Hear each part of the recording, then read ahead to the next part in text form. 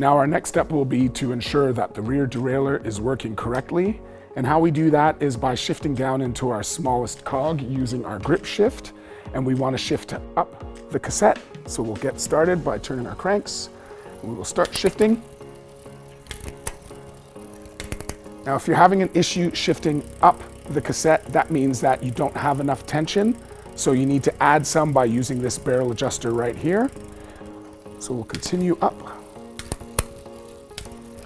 So that worked well. We'll now come back down the cassette.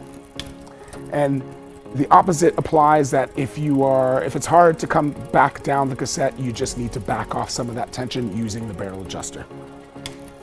Keep on going down.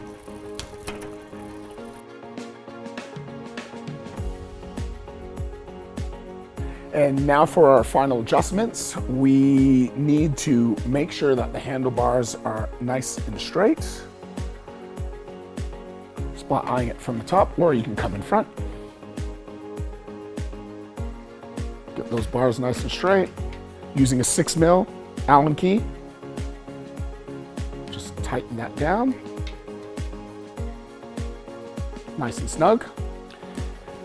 Then we want to go to our faceplate bolt, which is right underneath here, and just ensure that that is tightened down.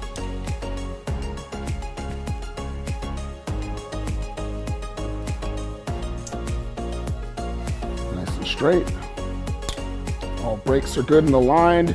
Make sure that your saddle is nice and straight and level, and that should do it.